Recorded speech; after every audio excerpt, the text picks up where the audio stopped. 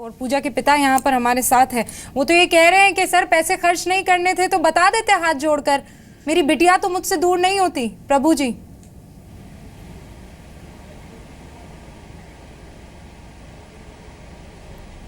प्रभु जी, अब मेरी आवाज आप तक पहुंच रही है? हाँ जी मैडम, सुन रहा हूँ मैं। क्यों नहीं है आज पूजा हमारे बीच में? आपको कौन जिम्मेदार लग रहा है सर आज की तारीख में? वो कोच, वो सिस्टम? जिम्मेदार जी, इसके लिए जिम्मेदार खालसा कॉलेज है। खालसा कॉलेज में पिछले साल उसको एडमिशन दिया गया था फ्री में, और क्या नाम है, हॉस्टल भी फ्री में दिया गया था। इस बार हॉस्टल के लिए कहते हैं कम से कम 1 लाख रुपए चाहिए हॉस्टल और दाखिला के लिए। अगर बेटी इतना पैसा सुन के हैरान होगी, इतना मेरे पेरेंट्स नहीं कमा सकते, इतना पैसा नहीं दे सकते, मैं कहाँ से इतने पैसे लेके आऊँ। तो उसको बहुत निराश कर दिया गया, हॉस्टल से निकाल दिया गया। वो घर आ गई, मैं कहा क्या हो गया बेटा? बोलने लगी पापा वो हमको हॉस्टल नहीं देंगे, कहते हैं अगर तुमको वो इस कॉलेज में पढ़ना है तो रोज़ अप डाउन करना पड़ेगा, आपको गेम करना है अप डाउन करना पड़ेगा। पापा मैं इतना चक्कर नहीं लगा सकती, मैं कहाँ से इतने चक्कर लगाऊंगी पापा, मेरे लाइफ का क्या बनेगा? मैं बोला बेटा तुम परेशान मत हो, मैं खालसा कॉलेज खुद तुम्हारे साथ चलूँगा। 16 तारीख को मैं जब मैडम गया तो वहाँ पे गिल सर से मैं बात करनी थी, गिल सर से लतीफ़ सर ने और एक मुंडा खड़ा था, इन्होंने मेरी बात नहीं होने दी। कहते वो बहुत बिजी हैं, आपकी बात उनसे हो नहीं सकती है। मैं बहुत देर तक रिक्वेस्ट करता रहा मैडम, बहुत देर तक रिक्वेस्ट करता, लेकिन हमारी बात किसी ने सुनी नहीं। ऊपर से पता क्या हमारा मजाक उड़ा ले हमारी बेटी के सामने। वो कहते हैं कि तुम्हारा कारोबार क्या है? मैं कहा मेरा कारोबार कुछ नहीं है, आपसे मतलब क्या है? कहीं पहले बताओ आपका कारोबार क्या है? मैं कहा मैं तो बेला फिर रहा हूँ, कुछ काम नहीं करता। कहीं अच्छा ऐसा है अगर आपको हॉस्टल ना दिया जाए तो क्या तुम 5,000 रुपये महीने पीजी दे दोगे? ऐसे कह के सारा मजाक उड़ा लिया। तो मेरी बेटी बगल में खड़ी थी, उसने इतना अपनी बेइज्जती महसूस किया कि अगर आज मेरा बाप पैसे वाला होता तो आज ये लोगों को इतनी हिम्मत नहीं थी बोलने की। पैसा ना होते हुए मेरे बाप की बेइज्जती कर रहे हैं। हमारी बिटिया और हम इतनी देर तक वहाँ खड़े थे, खड़े फिर बेइज्जती महसूस करके चले आए, लेकिन गिल सर से बात नहीं हुई। जब हम घर आए तो बेटी मेरी बहुत मायूस हो चुकी थी। इन्हीं बेइज्जती के कारण से उसने सुसाइड कर लिया मैडम।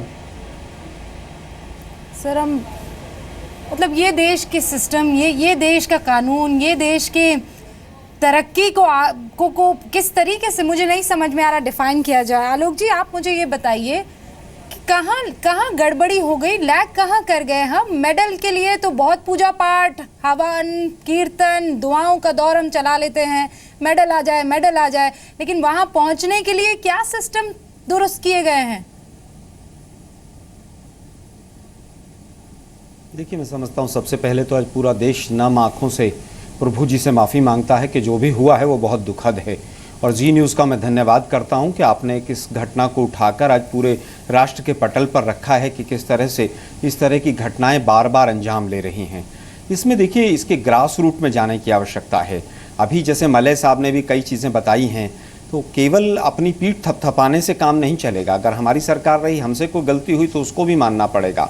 स्पोर्ट्स जो है हिंदुस्तान के अंदर, वैसे भी समाज के अंदर कहीं ना कहीं एक बैक फुट के ऊपर देखा जाता है, उसको बहुत प्रायोरिटी पे नहीं लिया जाता है। सबसे पहली शुरुआत तो वहीं से होती है। दूसरी चीज़ जो है, जिस तरह से हमारे यहाँ पर स्पोर्ट्स अथॉरिटीज़ बनी हुई हैं, जिस तरह के वो जो बाबा लोग बैठे हुए हैं, उन लोगों का पूरी तरह से कब्जा है।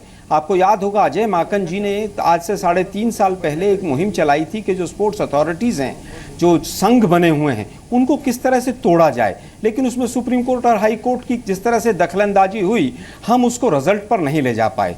लेकिन दुर्भाग्य है कि पिछले 2.5 साल में, मैं जहां तक आज की घटना की बात है उसको राजनीतिकरण नहीं देना चाहता हूं।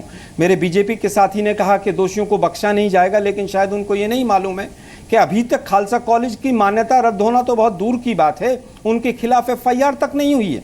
एक हमारा रेसलर जो है वो रियो में रो रहा है बैठकर, उसकी CBI जांच अभी शुरू नहीं हुई है। जिस तरह से बाबाओं का कब्जा है खेल के ऊपर, चाहे वो कुश्ती हो, हॉकी हो। आप देखिए कुश्ती के अंदर पहले महाराष्ट्र से प्लेयर्स आते थे, यूपी से आते थे, लेकिन वो प्लेयर्स अब आने बंद हो गए। तो फिर एक क्षेत्र विशेष का कब्जा होता चला गया। किसी एक विशेष पार्टी की तरफ से ही तो चीजें नहीं है उसमें, क्योंकि बहुत सच्चाई से आप इन चीजों को रख रहे हैं। मैडम एक मिनट, ये नरसिंह यादव का जो आपने जिक्र कर लिया है, मैं पहले जवाब जो बाबा लोग, हाँ ठीक है, वो एक लाइन में समझ में आ गया। रूबिका जी मैं उत्तर सुन, मैं एक मेरी आलोक बात जी, सुन एक लीजिए लाइन में पूरी। आपकी बात समझ में आ गई। आप नहीं, मेरी जानते हैं बात सुन डिबेट लीजिए पे सभी कि जो है ये वो खेल समझदार के लोग बाबा बैठे हैं। मुझे हैं। जवाब लेने नहीं दीजिए। नहीं, सुनती तो सही। खेल के जो बाबा हैं, खेल के जो बाबा हैं, ये लोग भ्रूण हत्या कर देते हैं। अगर प्लेयर उनके ग्रुप का नहीं है तो प्लेयर को चोट लगवा देते हैं, प्लेयर को मरवा देते हैं।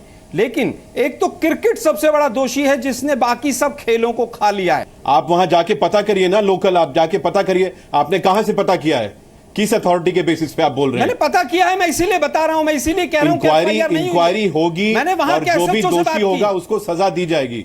मैं कैटेगोरिकली बोल रहा हूं, अरे भाई, इंक्वायरी 24 होगी घंटे हो और गए, जो भी दोषी होगा 24 उसको घंटे सजा हो दी गए, अभी जाएगी। तक FIR नहीं हुई। अरे 24 घंटे हो गए तो पुलिस की कार्रवाई का कोई FIR नहीं हुई है 24 उसका घंटे में। एक पद्धति है, एक प्रक्रिया है इंडियन डेथ पिनल की कोड के FIR तहत। नहीं हुई है।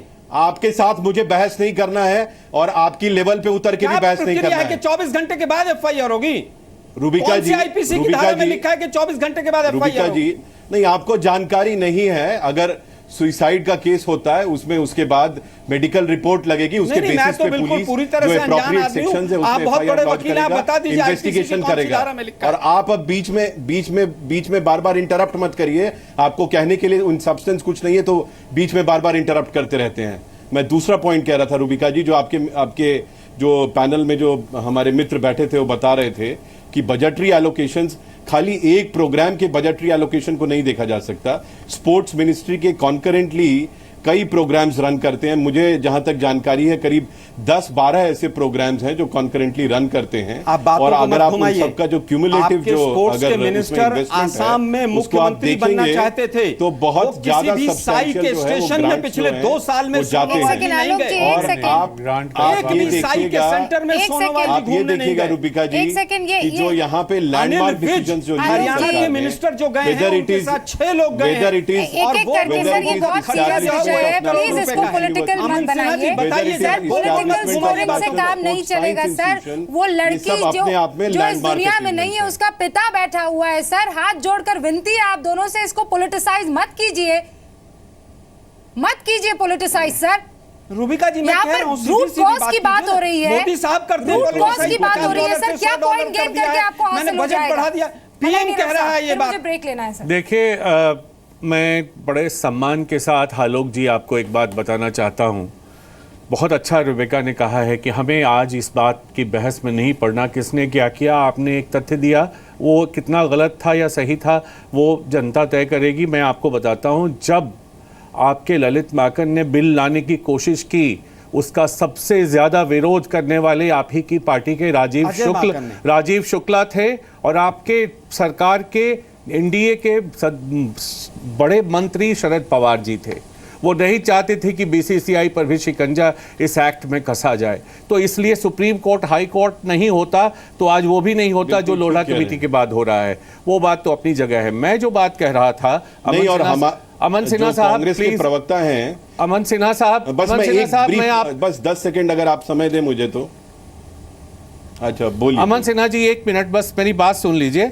मैं जो कह रहा था कि जो आप टोटल फंड एलोकेशन नकेल कसने का प्रयास किया, टोटल फंड एलोकेशन की जो बात आप कर रहे थे सिन्हा साहब, बस आपके सामने ये मैं तथ्य पेश कर रहा हूं कि हाई प्रायोरिटी गेम्स तय किए गए। बात भी नहीं चाहता, मैं कह रहा हूं कि और भी प्रोग्राम्स रन करते हैं। 23 मिनट हो गए। मेरी सहयोगी, मेरी दोस्त और आपने बिल्कुल सही तथ्य बहुत रखा। देर से रियो में खड़ी है सर। एक और सच में 10 सेकंड और रूबिका जी, आज आप ही को जवाब देना है सर। आज आप ही को जवाब देना है। सरकार आपकी, सुन लीजिए रूबिका जी। आलोक जी, एक सेकंड।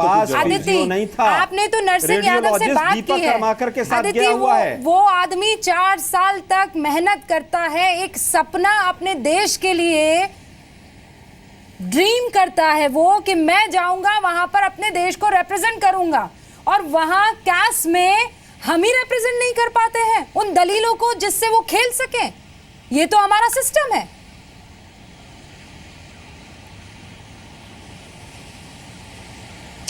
रूबिका, मैं नरसिंह यादव के केस पर आऊंगी, लेकिन मुझे एक बात पर बड़ी कड़ी आपत्ति है। अभी किसी ने कहा कि क्रिकेट खा गया है दूसरे स्पोर्ट्स को। I am sorry, Hindustani cricket से प्यार करते हैं और उसके बावजूद दूसरे भी स्पोर्ट्स पर्सन है, आप उनका अपमान मत कीजिए। इस देश में पीवी सिंधु भी है, इस देश में लिएंडर पेस भी है, इस देश में सानिया मिर्जा भी है, इस देश में अभिनव बिंद्रा भी है, इस देश में वो तमाम स्पोर्ट्स पर्सन है जो क्रिकेट की पॉपुलैरिटी के बावजूद दूसरे स्पोर्ट्स को चुनते हैं। क्रिकेट को जिस तरीके से चलाया गया है, क्रिकेट को जिस तरीके से बेचा गया है, क्रिकेट में जिस तरीके से स्टेक होल्डर्स के इश्यूज को कंसर्न किया, एड्रेस किया गया है, उसमें कहीं ना कहीं कुछ बात है। हम उसके करप्शन को जस्टिफाई नहीं कर सकते। मैं नहीं कहती बीसीसीआई जो भी करती है वो सब सही है, लेकिन क्रिकेट अगर इस देश में रिलीजन है तो उसको चलाया भी कुछ इस तरीके से गया है कि वो उन लोगों तक पहुंच पाया है और उसने अपनी पॉपुलैरिटी को बिल्कुल रिटेन सही। किया है। आप उसकी गलत बातों में जाकर आप लोगों से उस स्पॉट को नहीं छीन सकते। आपकी गलती कहाँ है? आपकी गलती है आप अपने दूसरे फेडरेशंस में उस चीज को नहीं ला पाए। आपके दूसरे फेडरेशंस क्या करते हैं? आज आलोक शर्मा जी भी आपके साथ है रूबिका, और अमन सिन्हा जी भी है। मैं दोनों से पूछना चाहती हूँ, आप सभी राजनेता हमें दावा करते हैं, सपना दिखाते हैं कि हम सुपर पावर बन जाएंगे, आप अपने स्पोर्ट्स पर्सन को उसका हक नहीं दिला पाते। आप जानते हैं सुपर पावर क्या होती है?